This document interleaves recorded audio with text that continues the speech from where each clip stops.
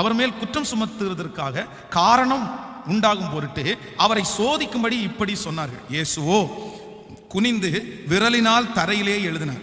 அவர்கள் ஓயாமல் அவரை கேட்டுக்கொண்டிருக்கையில் அவர் நிமிர்ந்து பார்த்து, உங்களில் பாவம் இல்லாதவன் முதலாவது கல்லெறிய கடவன் என்று சொல்லி மறுபடியும் குனிந்து தரையிலே எழுதினார்.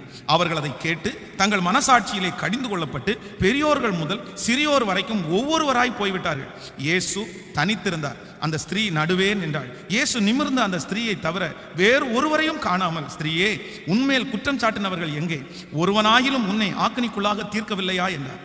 அதற்கு அவள், இல்லை ஆண்டவரே என்றாள். இயேசு அவளை நோக்கி, நானும் உன்னை ஆக்கினிக்குள்ளாக தீர்க்கிறதில்லை, நீ போ, இனி பாவம் செய்யாதே என்றார். இந்த சம்பவம் நமக்கு எல்லாருக்கும் தெரியும்.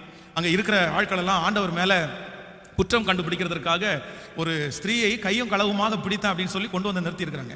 எல்லாருடைய கைகளிலையும் ஒரு கல் இருக்கிறது. அப்போ எல்லாருமே அந்த ஒரே ஒரு ஸ்திரீயை மட்டும் தனியாக நிறுத்தி கூட்டமாய் அவள் மேல் குற்றப்படுத்துகிறார்கள்.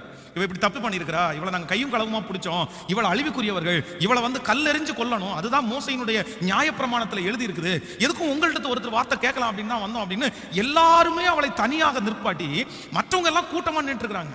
உடனே ஆண்டவர் என்ன சொல்றாரு அப்படின்னா, சரி, உங்களில் பாவம் இல்லாதவன் முதலாவது கல்லெறிய கடவன் அப்படின்னு சொல்றாரு. எல்லாரும் மனசாட்சியிலே குத்தப்பட்டு எல்லாரும் கல்லுகளை போட்டுட்டு அப்படியே எல்லாரும் திரும்பிட்டாங்க.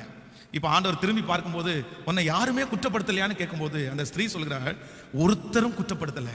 இப்போ அந்த இடத்துல யாரெல்லாம் நின்று இருக்காங்கன்னா அந்த ஸ்திரீயும் ஆண்டவரும் மட்டும்தான் நின்று கொண்டிருக்கிறார். அப்பதான் ஆண்டவர் சொல்றாரு, நானும் உன்னை குற்றவாளியாக தீர்க்கல, நீ போ, இனி பாவம் செய்யாதே. நன்றாய் நினைத்துக் கொள்ளுங்கள், நீங்கள் தனியாக நிற்கும் போது உங்களுக்கு கிடைக்கிற முதல் பிளஸிங் என்ன அப்படின்னா, உங்க கூட ஆண்டவர் நிற்பாரு. உங்க கூட ஆண்டவர் நிற்பாரு.